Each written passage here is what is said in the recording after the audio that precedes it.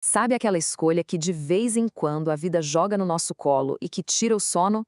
Não é uma decisão qualquer, é daquelas que dão um nó no estômago. A grande sacada que vamos explorar aqui é que essas decisões difíceis não são obstáculos. Na verdade, são a matéria-prima, as ferramentas exatas que forjam um caráter forte. Vamos entender como isso funciona. Vamos pensar um pouquinho com honestidade.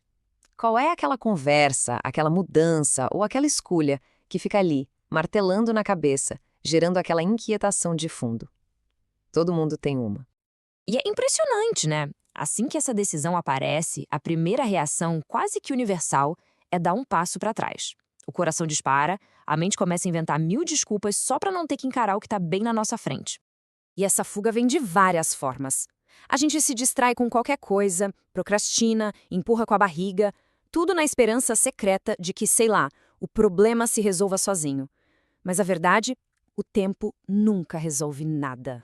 E o mais interessante é que essa escapada não sai de graça. Cada vez que a gente evita o que precisa ser feito, algo dentro de nós fica um pouquinho mais fraco. É como uma dívida interna, sabe?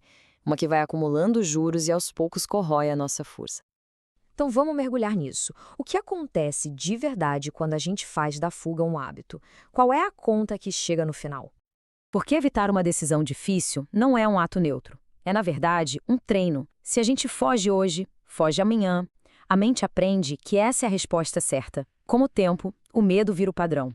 E a gente começa a se sentir pequeno diante de problemas que antes não pareceriam tão grandes assim. Isso vira uma bola de neve, uma reação em cadeia. Uma fuga ensina para o cérebro que o medo ganhou. Isso gera ansiedade, porque o problema continua ali, ocupando espaço na mente. E com o tempo, isso vai minando a confiança que a gente tem na nossa própria capacidade de resolver as coisas.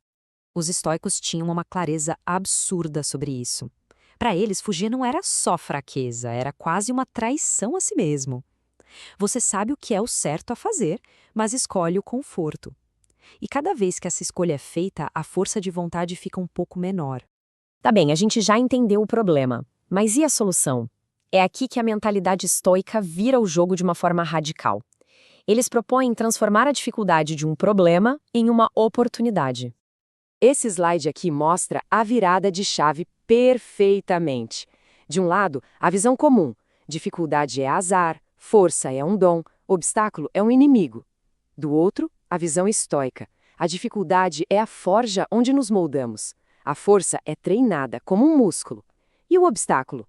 O obstáculo é a nossa academia. A dificuldade não acontece contra a gente, ela acontece para a gente. E isso não era só uma teoria bonita, não. Foi testado no fogo. Pega só esses nomes: Marco Aurélio, Sêneca, Epiteto.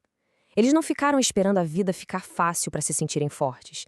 Eles usaram os desafios gigantescos que a vida jogou neles, guerras, exílio, a própria escravidão, como campo de treinamento para construir um caráter que não quebrava. Certo.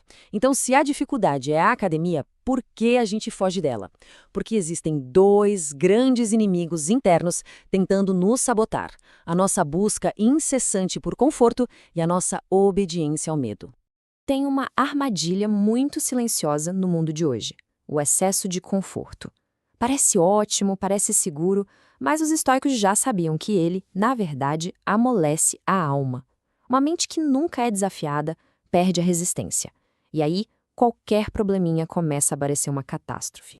E aqui está o pulo do gato sobre a coragem. Muita gente acha que ser corajoso é não sentir medo. Nada a ver. Coragem é sentir o medo até o último fio de cabelo. E mesmo assim fazer o que tem que ser feito. É decidir que o medo não vai estar no comando. A metáfora do músculo é perfeita.